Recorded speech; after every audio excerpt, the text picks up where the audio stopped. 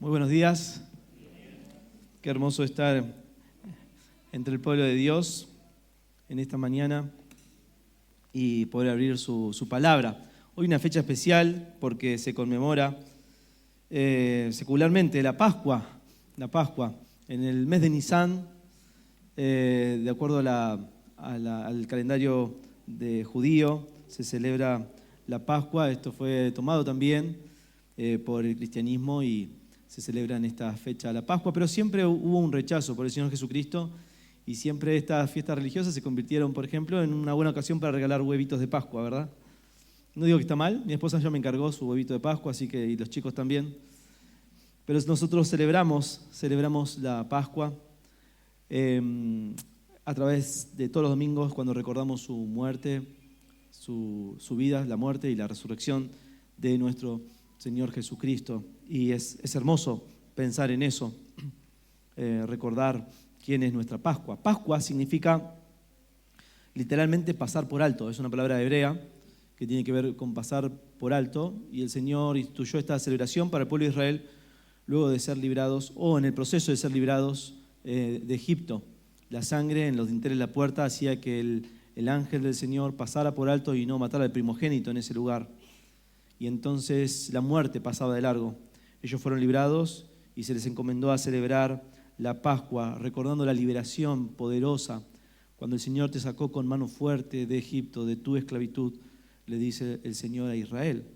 En el Nuevo Testamento, el Señor estaba celebrando la Pascua con sus discípulos previo a su entrega en manos de pecadores, sus padecimientos, su muerte en la cruz.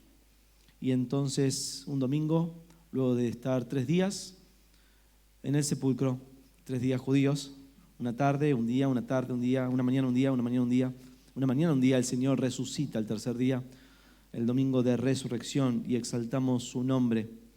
Y estamos en una conferencia viviendo la palabra, y estamos meditando en el poder de la palabra de Dios, pero me gustaría conectar esto de viviendo la palabra de Dios con la Pascua. Y hay un pasaje en las Escrituras que exalta la precisión de la palabra de Dios, en profetizar el Evangelio. Tenemos en Mateo, ustedes saben, tenemos 4 evangelios: Mateo, Marcos, Lucas y Juan. Son tratados teológicos que nos muestran diferentes facetas de nuestro Redentor. Mateo presenta a Jesucristo como Rey.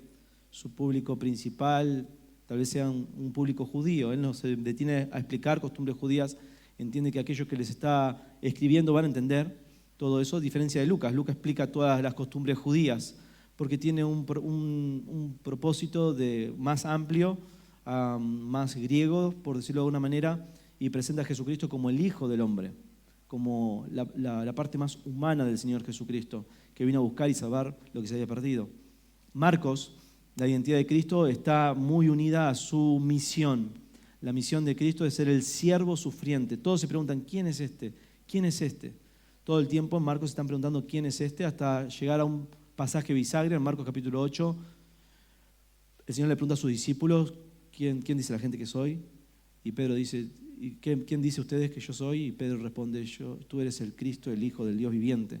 Pero ningún hombre dice quién es Cristo hasta Marcos 8. Luego, increíble, porque las personas que no ven, por ejemplo, Bartimeo, el ciego, lo reconoce el Señor. Y dice, Señor, Hijo de David, ten misericordia de mí. Los demonios les gritaban, decían, tú eres el Cristo, ¿qué tienes con nosotros? Hijo del Dios Altísimo. Pero los hombres no están dispuestos a reconocerle.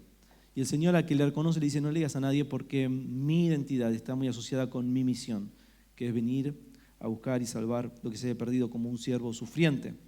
Juan presenta a Jesucristo y su tratado teológico trata de presentar a Cristo como Dios. En el principio era el verbo era con Dios y el verbo era Dios. Entonces tenemos en los evangelios el relato de la vida, la obra, la muerte y la resurrección de Cristo. Pero hoy no vamos a estar viendo ningún evangelio del Nuevo Testamento. Vamos a ver el Evangelio en el Antiguo Testamento.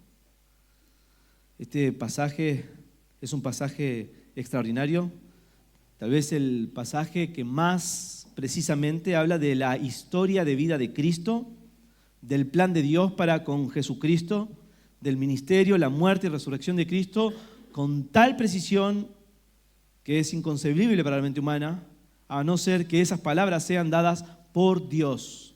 Por eso quiero enfatizar esto, de que la Biblia es inspirada por Dios y 700 años antes se profetizó con una precisión incalculable lo que iba a suceder con el Señor Jesucristo. La porción de la que estoy hablando de las Escrituras nos cuentan el significado de la muerte de Cristo. Trata de responder cómo es que un Dios revelado en Éxodo 34, cuando habla con Moisés, dice que es un Dios clemente, misericordioso, lento para la ira, grande misericordia, que tendrá misericordia, el que tendrá misericordia, que será clemente, con que él será clemente, pero hay un renglón más allí. Hay un renglón más, nos quedamos ahí, pero hay un renglón más. Y dice que no tendré por inocente al culpable. No tendré por inocente al culpable. Esa es la gran pregunta que queremos responder en las Escrituras. Proverbios también nos revela lo que hay en el corazón de Dios y dice que el que condena al justo y el que deja libre al culpable, ambos son abominables al Señor. Y otra vez está esa inquietud que debemos resolver, los seres humanos deberíamos entender para comprender el Evangelio, cómo yo siendo un pecador y Dios siendo un Dios santo puede perdonarme y Él seguir siendo justo. Pablo dice, explicando el Evangelio, que Jesucristo es el justo y el que justifica al que es en la fe de Jesús. Bueno, esta porción de las Escrituras en el Antiguo Testamento, 700 años antes de la vida de Jesucristo, nos abre el entendimiento a esto con una precisión increíble. Esta porción de las Escrituras está llena de predicciones que solo Dios podía saber que iba a ocurrir así. Hermano, no estamos hablando de 50 años antes. No estamos hablando de 100 años antes, ni de 200, ni de 300. Estamos hablando 700 años antes de Cristo. Este relato habla de la exaltación de Cristo, la humillación, el gozo e incluso dónde iba a ser enterrado y cómo Dios lo iba a exaltar. Solo un capítulo de la Biblia contiene, aquí en este pasaje que les voy a hablar, contiene el Evangelio con tanta claridad que si se perdiera toda la Biblia, pero está solamente este capítulo, usted puede entender el Evangelio. Está todo ahí, condensado. Además, un eunuco se fue salvo leyendo este capítulo. Este capítulo de la Biblia es citado 85 veces en el Nuevo Testamento. Es citado por Mateo para hablar de Cristo, es citado por Juan para hablar de Cristo. No sé si ya encontraron el pasaje, pero el pasaje es Isaías 53. Los invito a abrir Isaías 53, sus Biblias. Isaías 53.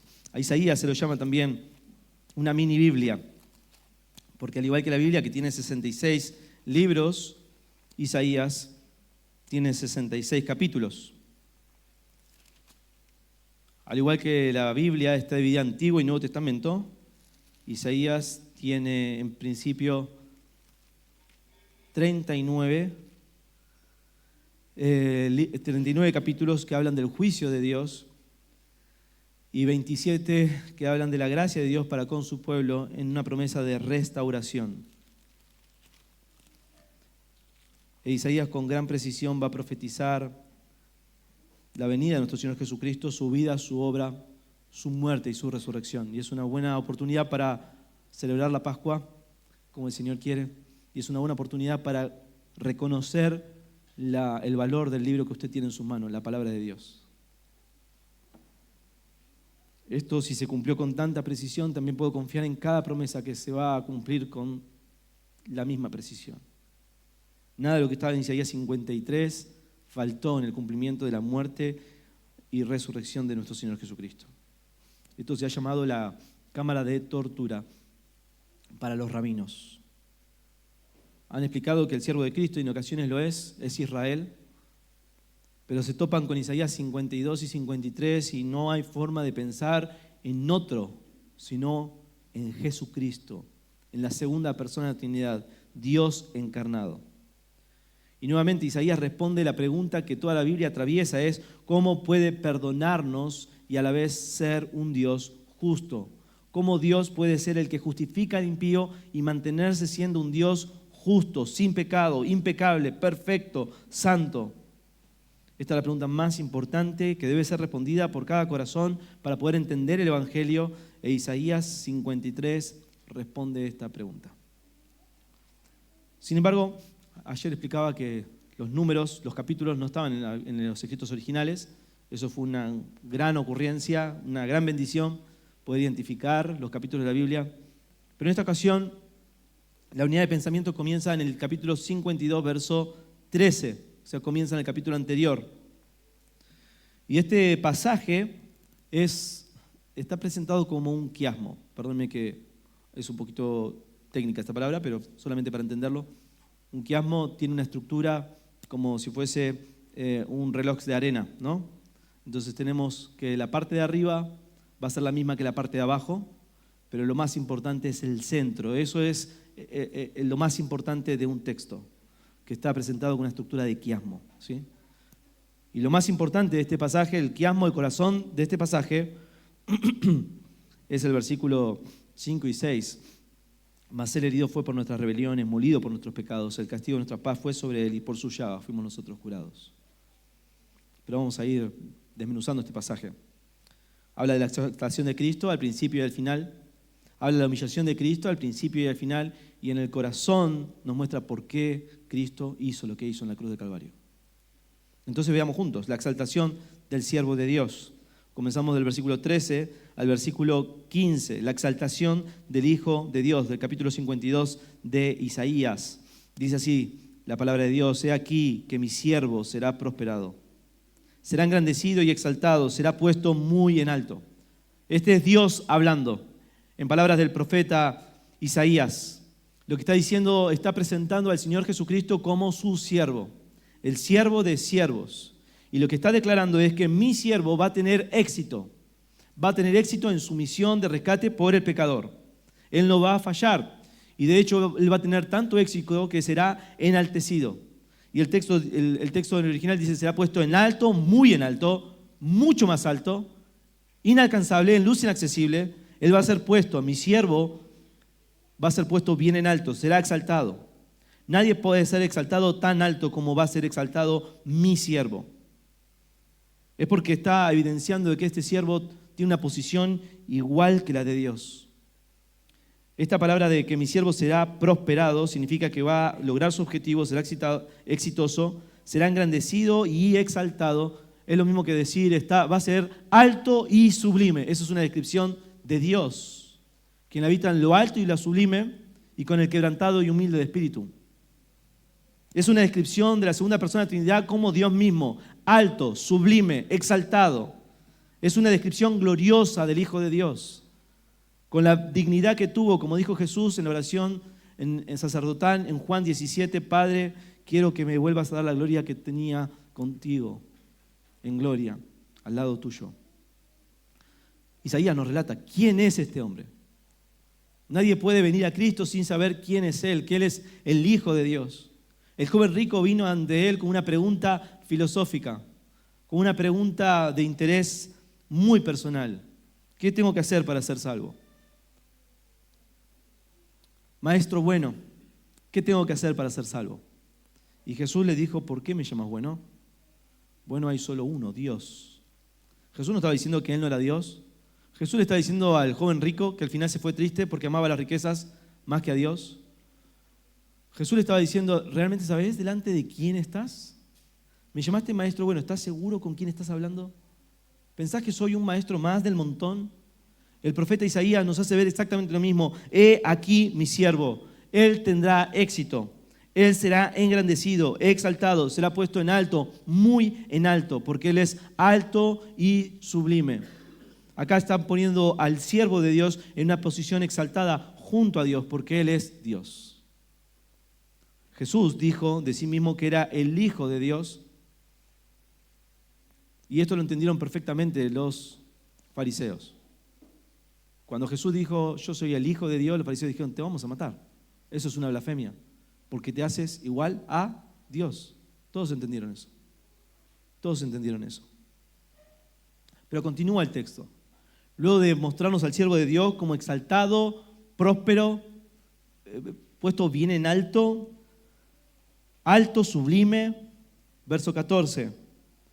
Cómo se asombraron de ti muchos, de tal manera que fue desfigurado de los hombres su parecer y su hermosura, más que la de los hijos de los hombres.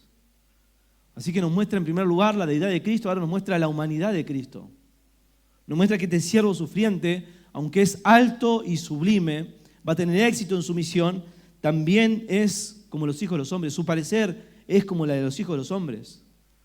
Pero incluso siendo hombre se humilló más porque ahora lo vemos con el rostro desfigurado, golpeado, torturado, azotado, herido.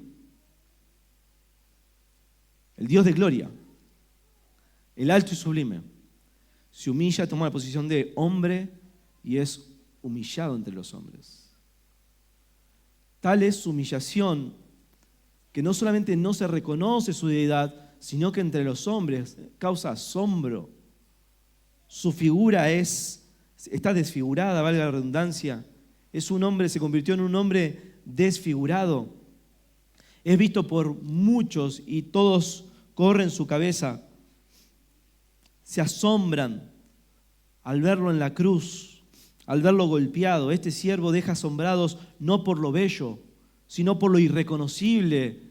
Su propia humanidad es irreconocible porque su cara está llena de tumores. No son tumores de cáncer, son tumores de golpes. Porque ha sido entregado en manos de pecadores. Nadie lo reconoce. Y se asombran las naciones. ¿Este es el siervo de Dios? Este no puede ser el siervo de Dios. No, este es un hombre que es el desecho de los hombres. Si él fuera justo, él no estaría golpeado en una cruz, desfigurado entre pecadores, entre dos ladrones. Él no estaría ahí. Eso causa asombro.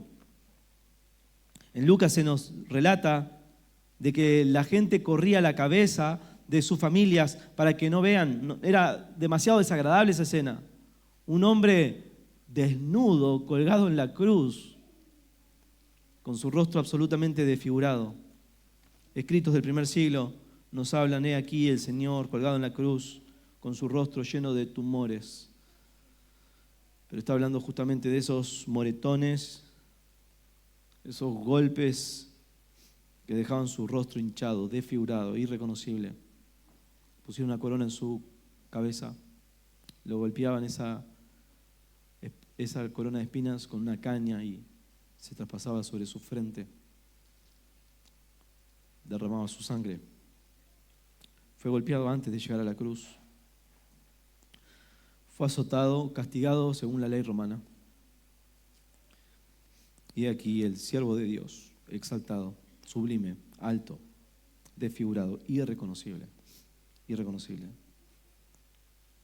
Este hombre no puede ser el siervo de Dios.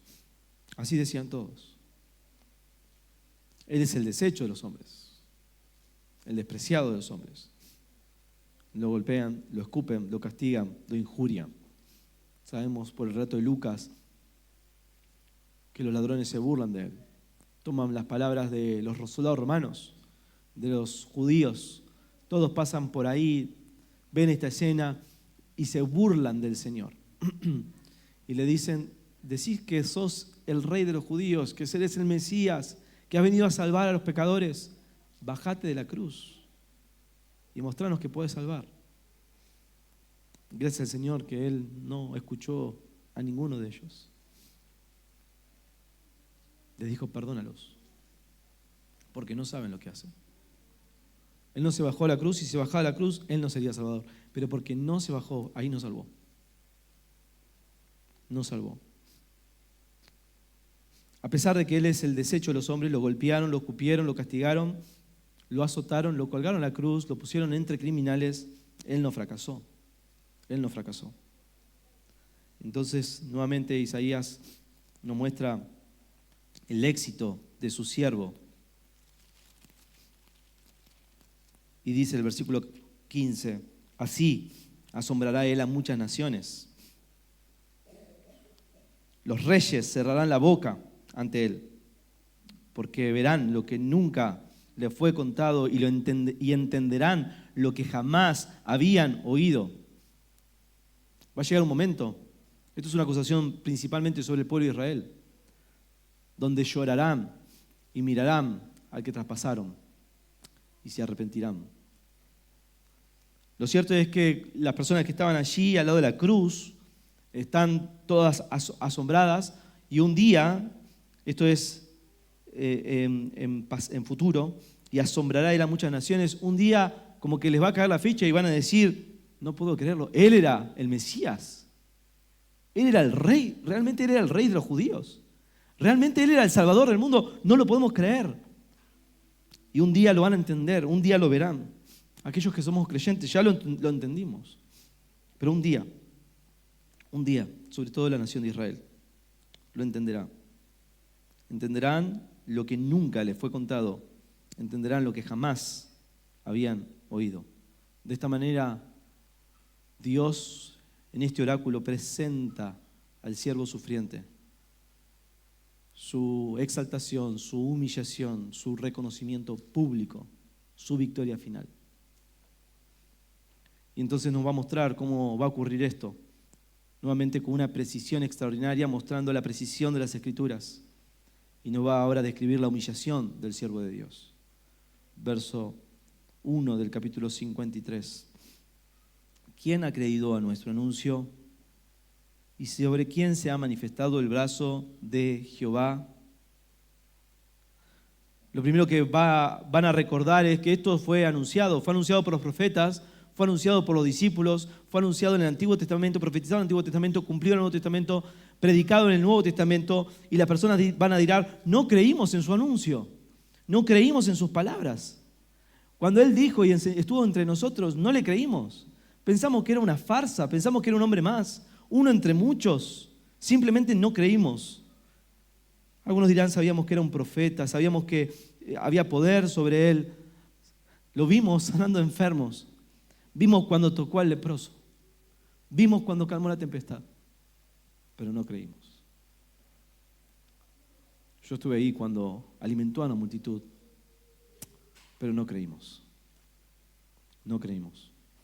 Acá está hablando de una multitud que, como una gran multitud, como una mayoría que no cree en su anuncio. ¿Quién ha creído en nuestro anuncio? ¿Y sobre quién se ha manifestado el brazo de Jehová? ¿Y por qué no le creímos? ¿Por qué no le creímos? Verso 2. Subirá cual renuevo delante de él y como raíz de tierra seca, no hay parecer en él ni hermosura. Le veremos más inatractivo para que le deseemos.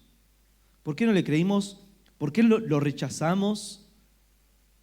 Ahí hay una voz en off del pueblo de Israel. Lo rechazamos porque pensamos que era inútil. Un rey no puede nacer en un pesebre. De Nazaret nunca salió nada bueno. Pensamos que era un hombre más. Como raíz en tierra seca. Pensamos que era como en un potrero, un pastito que se levanta, simplemente está ahí molestando, es inservible, en cualquier momento va a morir, va a pasar, es pasajero, no tiene ningún valor. No había parecer en él, no había gloria en él. Pensamos que era un simple carpintero en Nazaret. No había propósito alguno, no tenía ningún estatus. No se sumó a ningún fariseo, ningún grupo de fariseos, ni de religiosos, ni era un escriba, pero sí hablaba con autoridad. De hecho, pensamos que era un hijo ilegítimo de María. No hay parecer en él, no hay hermosura. No tenía dónde recostar su cabeza. Y cuando invitaba a que lo sigan, les avisaba a quienes le seguían, mirá que no tengo dónde recostar mi cabeza. Además, sus propios discípulos lo abandonaron en la peor hora. Lo dejaron solo. No pensamos que era un don nadie.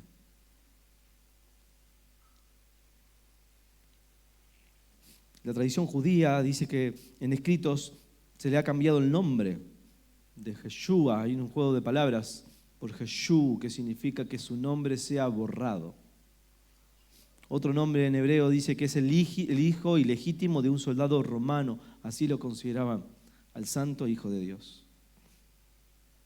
Por eso no creímos. Esta no es toda la humillación de Cristo, esto es solamente el principio. Verso 3. Despreciado y desechado entre los hombres. Es muy importante, mientras leemos Isaías 53, entender las palabras que se usan. Fíjense, son todas palabras generales, simplemente están describiendo una situación. Acá nadie se toma personal el asunto. Esto es, ¿quién ha creído a nuestro anuncio y sobre quién se ha manifestado el brazo de Jehová? Subirá cual renuevo delante de él y como raíces de tierra seca. No hay parecer en él ni hermosura, le veremos más inatractivo para que le deseemos. Le verán sin atractivo para que le deseemos. Sería el tiempo verbal correcto. Despreciado y desechado entre los hombres, varón de dolores, experimentado en quebranto, y escondimos de él el rostro, fue menospreciado y no fue estimado. Simplemente lo que están describiendo es lo que ocurrió en la cruz del Calvario. Acompáñenme a leer Lucas.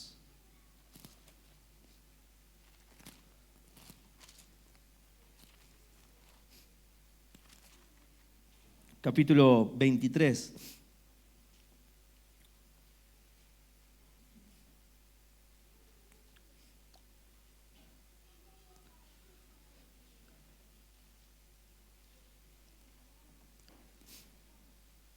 Lucas, capítulo 23. Dice que el Señor fue, versículo, bueno, usted puede ver desde que el Señor está en Getsemaní, luego de estar con sus discípulos en el aposento alto. Hay poco espacio entre el aposento alto y el Getsemaní. Ellos van al Getsemaní caminando. El Señor ora con sus discípulos. Ellos no pueden estar orando toda la noche con ellos. El Señor les llama a que oren y para que no entren en tentación. Vienen a lo lejos. Judas, con una multitud, lo vienen a apresar al Señor. Los discípulos de Cristo tienen una espada, estando con el Señor. Fíjense, Pedro está dispuesto a enfrentarse a un ejército. Luego, sin el Señor, no se anima a enfrentarse a una mujer que le dice, tú eres uno de ellos, uno de sus discípulos. ¿Se da cuenta? Cuando uno está con Cristo, uno es valiente. Cuando uno está sin Cristo, uno no puede enfrentar nada. Eso le pasó a Pedro. Pedro le corta la oreja a Malco y el Señor le dice, guarda tu espada. Basta ya, deja. Tocando la oreja le sanó y le vinieron a apresar. El Señor le dijo, ¿cuántas veces estuve con ustedes? Les hice bien, alimenté a las multitudes, sané a sus enfermos y no me apresaron. Pero esta es su hora. Hagan lo que tengan que hacer. Luego viene en el relato del capítulo, estoy viendo el capítulo 22, Pedro niega a Jesús. Verso 63 del capítulo 22. Y los hombres que custodiaban a Jesús se burlaban de él y le golpeaban, vendándole los ojos, le golpeaban el rostro y le preguntaban, diciendo, profetiza, ¿quién es el que te golpeó? Aquí comienza la desfiguración del rostro de nuestro Señor Jesucristo. No hay parecer en él, no hay hermosura. Y se burlan, decían muchas otras cosas para injuriarle. Pilato y Herodes, hombres impíos, promiscuos, entregados a todo tipo de pecados, se hacen amigos, vuelven a reconciliarse porque estaban peleados en este juicio. Y Pilato dice, mirá, no encuentro ningún mal en este hombre, le voy a soltar, pero lo voy a castigar. No le encuentro nada malo, no hizo nada malo, no le encuentro ninguna falla, pero para complacer al pueblo lo voy a castigar, como dice la ley romana, y eso es lo que ocurre. Pero ellos dicen, no, con que lo castiguen no nos alcanza, crucifícale. Les voy a dar a Barrabás. ¿Qué prefieren, a Barrabás o al Cristo, a este hombre que no les hace nada? Danos a Barrabás, fuera crucifícale.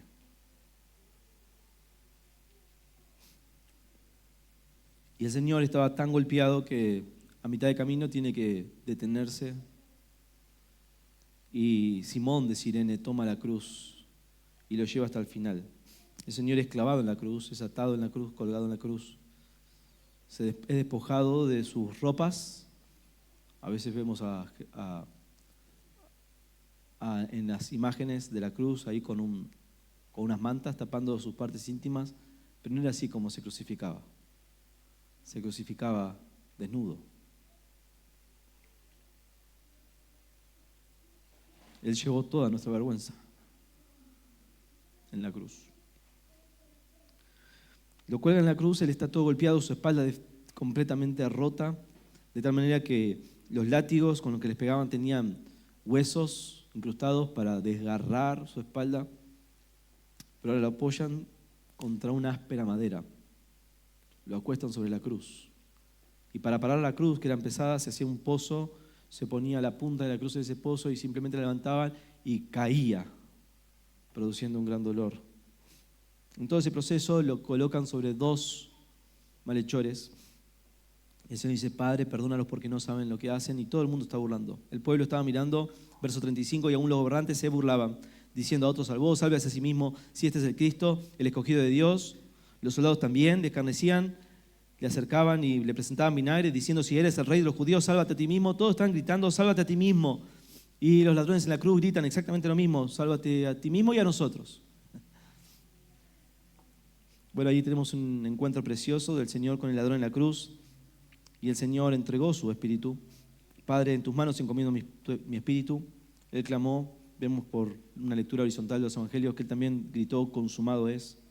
Entregó su espíritu y expiró. Verso 47, cuando el centurión vio que lo que había acontecido, dio gloria a Dios, diciendo: verdaderamente este hombre era justo. Y toda la multitud, escuchen, de los que estaban presentes en este espectáculo, un espectáculo, viendo lo que habían acontecido, se golpeaban el pecho. Había niños ahí, las madres decían: no miren esto es aberrante. Eso es lo que está profetizando el profeta Isaías. Esto es lo que está profetizando. No hay parecer en él. Él es el despreciado y desechado entre los hombres, varón de dolores. El pensamiento judío es esta ley de la retribución. Al que es bueno, al que es justo, le va bien. Así pensaban, así pensaban los judíos. Así pensaban los amigos de Job. Job, si te está yendo mal, algo habrás hecho. Así que, y esa fue la acusación constante que recibe Job. Y Job se aferra a su integridad, pero para aferrarse a su integridad, habla mal de Dios y Dios lo corrige en ese camino y le hace conocerle más. Pero ese es el pensamiento judío. Si te va mal, si estás siendo condenado, evidentemente algo estuvo mal contigo. No puede ser el Mesías colgado en la cruz. Así que para nosotros es el despreciado, el desechado, porque es un varón de dolores. Está siendo condenado junto a 2 malhechores. Él es un experimentado en quebranto. Es un don nadie. Escondimos de él el rostro porque nos causaba repulsión verlo en la cruz. Fue menospreciado y no lo estimamos. Están hablando personas que se les abrió los ojos de quién verdaderamente era. Y están diciendo: pensamos que era un don nadie. Y ahora cambia radicalmente la forma en que se habla. Verso 4, el significado de la cruz. Pensamos que él estaba muriendo porque Dios lo había rechazado, porque era el despreciado de Dios, el desechado de Dios, porque era un hombre culpable, un hombre impío, que se hacía pasar por Dios, que se asignó ser el Mesías. Nosotros lo crucificamos, lo rechazamos, preferimos a Barrabás. Lo entregamos en las manos impías de Pilato, impías de Herodes. Lo entregamos a la ley romana y que sea azotado. Lo menospreciamos, nos burlamos durante todo el camino del conocido Vía Crucis. Estando en la cruz, nos burlábamos de él, le decíamos que se baje de la cruz. Pensamos que él estaba pagando por sus propios pecados. Pensamos que era un hombre pecador, como cualquiera de nosotros. Pero la luz se hace y empiezan a entender el significado de la cruz. Escucha el significado de la cruz. Él no estaba muriendo por sus pecados. Verso 4. Ciertamente llevó él nuestras enfermedades. Él no estaba en la cruz por su culpa. Él no estaba en la cruz por sus pecados. Él estaba en la cruz por mis pecados, por tus pecados. Ciertamente llevó él nuestras enfermedades. Él no estaba en la cruz sufriendo sus dolores a causa de ser el herido de Dios. Él estaba en la cruz por nuestros dolores.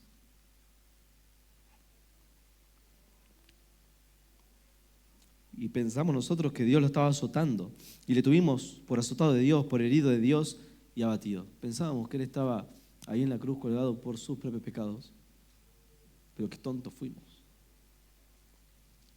Era el nuestro. Eran nuestros pecados. Continúa esta apertura del entendimiento de la cruz de Cristo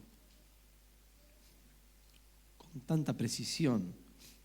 Verso 5, mas Él herido fue por nuestras rebeliones. Él no es el rebelde de Dios. Él es el santo de Dios. Él no es el enemigo de Dios, Él es el siervo de Dios. En Él no hubo rebelión. El Padre dijo durante su ministerio terrenal 2 veces, este es mi Hijo amado, en Él me complazco. Todo lo que Él hace es precioso, es perfecto, es agradable delante de mí. Él es el perfecto Hijo de Dios, el impecable Hijo de Dios. Él mostró el carácter de Dios mismo. Él fue bueno, misericordioso, clemente. Juan nos cuenta que Jesús sanó a la suegra de Pedro y dice, esto lo hizo para que se cumpliera la escritura, que Él se llevó nuestras enfermedades. Juan capítulo 12. Él no se convirtió en un pecador, Él no era un pecador. Él no era un pecador, era el santo de Dios. Él estaba en la cruz ocupando nuestro lugar. Mas Él herido fue por nuestras rebeliones. Él fue molido, pisoteado, presionado por nuestros pecados. Él no tenía pecado. Al que no conoció pecado, por nosotros lo hizo pecado. Fuimos limpiados con la sangre preciosa de Cristo como de un cordero sin mancha y sin contaminación. Él es el santo Cordero de Dios. Él es el Cordero de Dios que quita el pecado del mundo. Por eso el texto dice, molido fue por nuestros pecados. El castigo de nuestra paz fue sobre Él y por su llaga fuimos nosotros curados. El castigo de nuestra paz fue sobre Él y por su llaga fuimos nosotros curados. Él no necesitaba paz con Dios, Él estaba en gloria con Dios. Él es el perfecto Hijo de Dios. Él se autocomplace porque Él es trino Dios. Él vive en aseidad, es decir, se satisface a sí mismo, no tiene necesidad de nadie. Él es eterno, no está limitado por el tiempo. Él es omnipresente, no está limitado por el lugar. Él es todopoderoso, no hay nada que Él no pueda hacer que sea conforme a su deidad, pero Él se hace humano para cargar nuestras rebeliones, nuestros pecados y para sufrir nuestro castigo. Es la respuesta a la pregunta, ¿cómo Dios puede ser justo y a la vez perdonarme? Esta es la respuesta. Es que Dios cargó en Él el pecado de todos nosotros. Él no tendrá por inocente al culpable, pero en su justicia escoge un representante para cargar en Él el pecado de todos nosotros. Y que en la cruz la ira de Dios descienda sobre Él. Y por su llaga seamos nosotros curados. La ira de Dios cae sobre el Hijo de Dios. Ese es el Evangelio. Ese es el Evangelio de Cristo. Este es el significado de la cruz. Él está tomando nuestro lugar. Y ese es el énfasis, hermanos. Fíjese el texto, mire el texto, ahí vamos a estar viendo la cantidad de nuestros que hay ahí. Nuestra enfermedad, nuestros dolores.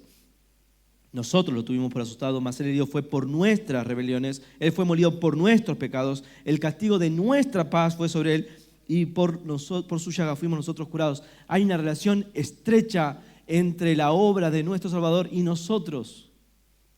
Esto es lo que se llama el glorioso intercambio.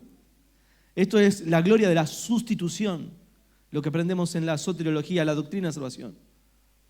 que Dios trató al impecable Hijo de Dios como si fuera yo mismo, como yo merecía ser tratado por mis pecados. Él tomó mi lugar en la cruz, para que yo y usted pueda ser tratado como si usted fuese el impecable Hijo de Dios.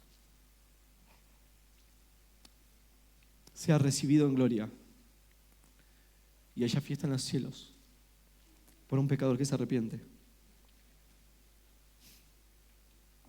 Eso significa que por su llaga fuimos nosotros curados. Él no se convirtió en pecador, Él fue tratado como si fuera un pecador, porque Dios estaba cargando en Él mis pecados más vergonzosos, mis rebeldías, mis pecados pasados, presentes y futuros, los pecados que me son ocultos.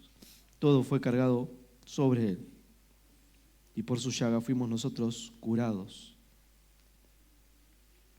Jesús fue tratado como si Él hubiese vivido mi vida y tu vida por Dios en la cruz, para poder justificarte, para poder declararte justo delante de Dios. Verso 6. Todos nosotros, eso es lo que somos, nos descarriamos como ovejas, cada cual se apartó por su camino.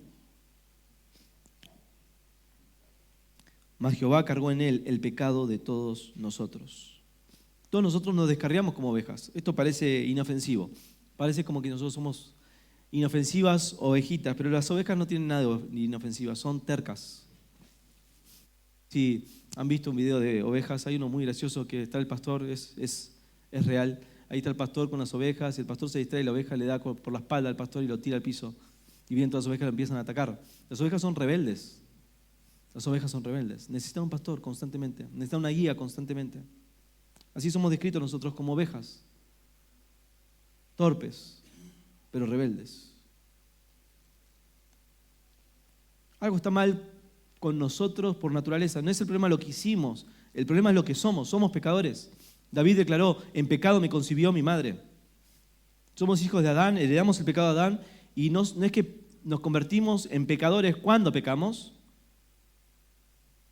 Pecamos porque ya somos pecadores. Esa es la esencia de todo ser humano.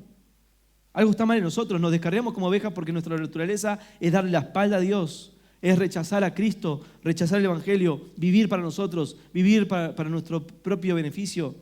Por eso hay tantos engañados que en nombre del Evangelio dicen que van a tener prosperidad. ¿Qué clase de mentira es esa? Hombres que quieren llenar su vientre con todo tipo de placer personal. Así somos, las ovejas nos descarriamos. Algo está mal con nosotros. No se trata solo de lo que hacemos, sino de lo que somos. Las ovejas son tercas, se descarrían y naturalmente eso es lo que hacemos. Y Dios toma nuestra iniquidad y pone todas nuestras iniquidades en Él, el Cordero de Dios. Y Él es castigado por nosotros.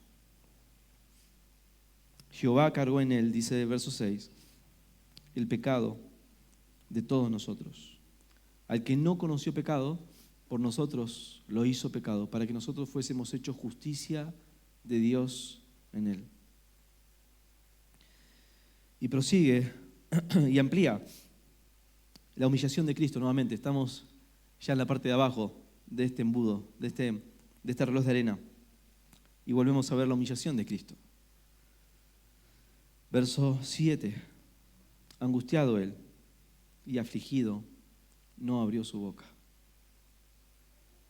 Él es el cordero dócil, el siervo sufriente de Dios, el que voluntariamente, parece como que el padre hizo un plan, pero no le consultó al hijo. Así como Isaac estaba caminando con su hijo al lado y lo lleva al monte, le dice, papá, ¿dónde está el cordero? ¿Dónde está el cordero? El Señor proveerá de un cordero. El Señor proveyó un cordero. No, esto no fue así. Al Señor Jesucristo no lo tomó por sorpresa de que se hizo hombre. Bueno, Señor, es una humillación muy grande. Vengo al mundo, voy a hacer la obra, y de repente se entera en Getsemaní que va a morir. No, esa es su misión desde el principio. Él puso su cara como pedernal, según cita el Antiguo Testamento, el profeta Isaías es profetizado en el Nuevo Testamento, y en Getsemaní él va a la cruz de manera determinada, firme a la cruz. Angustiado él y afligido, no abrió su boca. No abrió su boca. La muerte en lugar nuestro es suficiente para condenarnos. Nos preguntamos qué está pasando ahí alrededor de la cruz, que el Señor padece tanto. ¿Por qué el castigo? ¿Por qué el castigo de los romanos? ¿Por qué la burla? ¿Por qué la injuria? ¿Por qué no simplemente muere en nuestro lugar y ya? ¿Por qué tanto sufrimiento? ¿Por qué tanta humillación? Bueno, creo que hay también una batalla ahí espiritual, poniendo presión para que el Señor venga con una legión de ángeles y nos mate a todos. Pero eso nunca ocurre. Él pone su rostro como pedernal en la cruz. Él va a salvar a su pueblo, el pueblo que el Padre le ha dado. Él no dijo nada. Él está resuelto en salvar al pecador. Déjeme hacerlo bien personal. Él está resuelto en salvarte, en morir por tus pecados, por tus transgresiones, por tu rebelión. No dijo nada en su juicio. Enmudecía y no abrió su boca. ¿Cómo sabía Isaías? ¿Cómo sabía Isaías 700 años antes que Jesús en el juicio no iba a abrir su boca? Bueno, esto es evidencia de que esto es palabra de Dios. Poderosa palabra de Dios. Por siglos se leyó esto, por siglos se leyó eso. Y un día esto se hizo carne en la persona del Señor Jesucristo. Verso 8. Por cárcel y por juicio fue quitado, y su generación, ¿quién la contará? Porque fue cortado de la tierra de los vivientes, y por la rebelión de mi pueblo fue herido. ¿Qué está queriendo decir este versículo? Que a nadie le importó, a nadie le importó. ¿Quién es este hombre? ¿Quién es su papá? ¿Quién es su mamá? ¿Quiénes son sus hijos? ¿Cuál es la descendencia que va a dejar? ¿Cuál es su generación? ¿Cuál es su raíz? ¿Cuál es su descendencia? Nadie, es un aniquilado de la tierra, es alguien, un don nadie que va a desaparecer. Así es contado Jesucristo entre los pecadores. Por cárcel y por juicio fue quitado, y su generación, ¿quién la contará? Pensaron que si lo aniquilaban en la cruz del Calvario, en un lugar inhóspito donde solamente los criminales mueren, aunque haya sido un espectáculo público, sería olvidado por todos. Olvidado, arrancado, como si nunca hubiese existido. Como una raíz que está surgiendo y se arranca de raíz para que nunca más haya novedad de ellos. Eso pensaron. Y el Señor enmudeció, no abrió su boca por nosotros. Esto lo estaba haciendo por la rebelión de mi pueblo y fue herido. Verso 9, otra vez, la precisión de las Escrituras.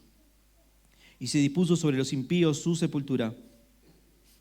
Claro, porque Él fue crucificado con dos malhechores. Él fue entregado en manos de impíos también, frente a Herodes, Pilatos. Él fue entregado frente a los soldados romanos, con prácticas realmente horrendas. La historia romana nos muestra la promiscuidad del Imperio Romano.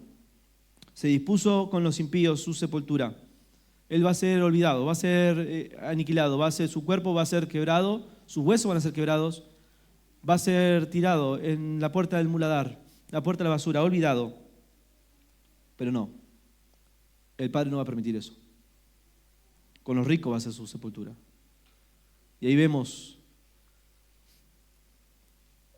que José de Arimatea fue a reclamar su cuerpo y usar una tumba, un sepulcro que nunca fue usado. Entre los ricos fue su sepultura. Estuvo con los ricos en su muerte. Extraordinario que José de Arimatea junto con Nicodemo, nos queda la duda constantemente, ¿realmente es salvo? ¿Son salvos esta gente? Nicodemo, ¿entendiste que tenías que nacer de nuevo? Nicodemo defiende, un poquito débil, ahí dentro de los fariseos, en el capítulo 7 de Juan, si mal no recuerdo, defiende nuevamente al Señor, pero todo tímido. Pero al final de su vida, cuando el Señor está muerto, donde es más difícil defender a Cristo, él se identifica. Nicodemo, José de Arimatea, danos el cuerpo de Jesucristo. ¿Cómo sabía todo esto Isaías? Isaías no lo sabía, Dios lo sabía. Es el plan de redención desde antes de la fundación del mundo. Se dispuso con los impíos su sepultura, más con los ricos fue en su muerte. Pero es inentendible que él haya muerto porque nunca hizo maldad, ni hubo engaño en su boca. Otra vez exalta la impecabilidad del Hijo de Dios, el Santo de Dios, el perfecto Hijo de Dios. Y retoma nuevamente la profecía, el oráculo la exaltación de Cristo. Exaltación, humillación, el significado de la cruz. Humillación, exaltación. Exaltación, verso 10. Con todo eso, el Padre lo entrega, el Padre dispuso esto, pero con todo eso Jehová quiso quebrantarlo, sujetándole a padecimiento. Esto es voluntad del Padre. Esto es el plan del Padre, ejecutado por el Hijo, en el poder del Espíritu Santo, la Trinidad misma involucrada en tu salvación. Tu salvación no costó 2 pesos. Tu salvación no tiene que ver con la religión, tiene que ver con que Dios, el Dios Trino, planificó tu salvación desde antes de la fundación del mundo. Nosotros, que somos minúsculos en este mundo, insignificantes, imagínense a lo largo de los siglos, somos un punto en la historia, un punto muy chiquitito, olvidados, pasan los años y ya nadie se acuerda. Yo no me acuerdo los nombres de mis bisabuelos, tatarabuelos, no sé, olvidados somos, pero Jehová no se olvidó de ti. Él pensó en ti antes de la fundación del mundo, planificó tu salvación. Jehová quiso quebrantarlo. El Hijo enmudeció y no abrió su boca, voluntariamente fue a la cruz. El Espíritu Santo empoderó al Hijo y Él se subió a la cruz a ocupar nuestro lugar. Pero esto tiene un plan, y el plan no es la exaltación del hombre. El plan no es que el hombre se dice, wow, qué valor que tengo. No tenemos ningún valor, hermanos. Intrínsecamente no tenemos ningún valor. Ontológicamente no tenemos ningún valor. El valor lo tenemos en Cristo. Nuestra identidad está en Cristo. La salvación es para glorificar su nombre, para que vivamos para Él, para que lo honremos con todo el corazón. Cuando haya puesto su vida en expiación por el pecado, verá linaje, vivirá por largos días, y la voluntad de Jehová será en su mano prosperada. Verá linaje, verá linaje. ¿Qué está diciendo acá? ¿Cómo es que el siervo sufriente va a ser exaltado, es alto y sublime, pero también va a ser olvidado, desfigurado? Va a ser entregado entre los hombres. ¿Cómo es esto? Que va a morir en la cruz del Calvario y ahora va a haber linaje. Bueno, lo que está profetizando el profeta Isaías es que Él va a resucitar. Él resucitó y de esa manera Él ve linaje. Él ve a los que salvó, porque Él vive, todo su linaje vive. En su vida nosotros tenemos vida. Por eso el Hijo es el único que puede dar vida eterna, aquel que cree en Él. Él va a resucitar. Él no va a quedar en el sepulcro, Él no va a quedar en la cruz. La tumba no lo va a poder tener, la muerte no va a poder vencerlo. Satanás y sus huestes no van a vencer a Jesucristo. Él es el vencedor. Él vive y vive para siempre. Y verá linaje. ¿Quién es el linaje que va a haber? Los suyos. Los que ya no son hijos del antiguo Adán, los que son hijos del nuevo Adán. Jesucristo. Jesucristo. Nuestro nuevo representante delante de Dios, el que nos hace justos a pesar de nuestros pecados, porque Jehová cargó en Él el pecado de todos nosotros. La ira de Dios cayó sobre Él y Él soportó la ira de Dios, porque Él es el santo de Dios. La muerte no pudo retenerlo porque en Él está la vida. Él es la vida. Y Él ofrece vida a todo aquel que cree en Él y se arrepiente de sus pecados. Si el Hijo os libertare, seréis verdaderamente libres. ¿Cómo justificará Dios al impío? Por medio de la vida, la muerte y la resurrección de Cristo. Verso 11. Verá el fruto de la aflicción de su alma. Verá el fruto de la aflicción de su alma y quedará satisfecho. Esos frutos somos nosotros. Almas que caminaban lejos del Señor, rebeldes, resistían su gracia, su misericordia, pero el Evangelio transforma sus vidas. Y ahora somos verdaderos adoradores que le adoran en espíritu y en verdad. Que lo tenemos a Él como el Rey de nuestra vida, el centro de nuestro universo, la razón de nuestro existir. Le amamos y le adoramos. Y Él verá el fruto de su aflicción y quedará satisfecho. Vidas transformadas. Vidas trasladadas del reino de las tinieblas al reino de su amado Hijo. Y vidas condenadas al infierno por la justicia de Dios. cambian el rumbo a la eternidad con el Señor, al cielo, por la gracia de Dios. Verá el fruto de su aflicción y quedará satisfecho. Por su conocimiento justificará mi siervo justo a muchos y llevará las iniquidades de ellos. Claro, usted necesita conocer el Evangelio. Usted necesita creer en el Evangelio. Usted necesita rendirse ante el Evangelio para ser salvo. Exaltación de Cristo. Por tanto, le daré parte con los grandes. Con los grandes. Y con los fuertes repartirá despojos. ¿Qué es esto? Con los grandes. ¿Qué es esto de que repartirá despojos? Está diciendo, él vivió entre los seres humanos y vivió la vida que nadie podía vivir por sí mismo. Él murió en lugar de pecadores, Él murió en lugar de pecador sin ser pecado. Por nosotros lo hizo pecado sin ser pecador, por nosotros lo hizo pecado. Pero Él resucitó y esto significa que Él tiene una victoria sobre la muerte, sobre el pecado, sobre la condenación. Él tiene la victoria y gana a un pueblo para sí mismo. Y reparte despojos. ¿Quiénes reparten despojos? Los que ganan la batalla. Él es el vencedor. Por eso Pablo grita fuerte y le dice a los romanos, en Cristo somos más que vencedores. Si Dios es por nosotros, ¿quién contra nosotros? Él es el vencedor. Él vence.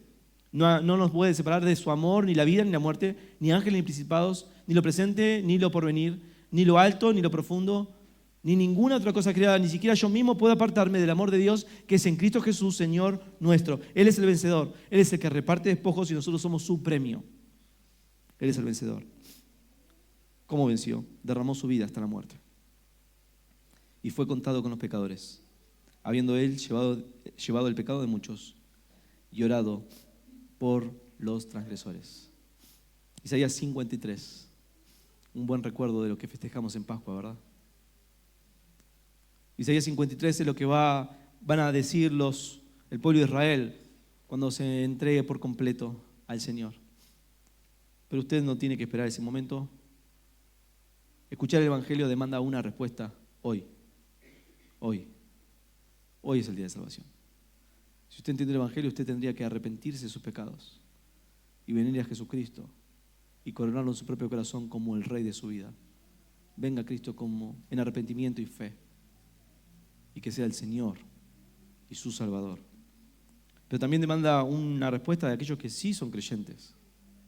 Esto es un recordatorio de cómo fuimos salvos, para qué fuimos salvos. Somos el fruto de su aflicción. Y sabemos que Él está satisfecho con eso. Así que le recordamos que Él es nuestro Señor y que nuestra vida debería reflejar a nuestro Salvador. Oremos. Padre, gracias por este pasaje precioso en Isaías 53. Gracias por tu Hijo precioso. Gracias porque Él vivió la vida que nosotros no podíamos vivir. Murió la muerte que nosotros merecíamos. Él resucitó venciendo la muerte, el pecado, el castigo. Por su llaga fuimos nosotros curados y en su nombre realmente hay salvación. Gracias porque tú nos has salvado, Señor. Gracias por la precisión de las Escrituras que nos revelan a nuestro Salvador. Padre, te rogamos por todos los presentes. Primero por aquellos que aún no te conocen, que puedan rendir su vida a Jesucristo, poner su confianza en ti.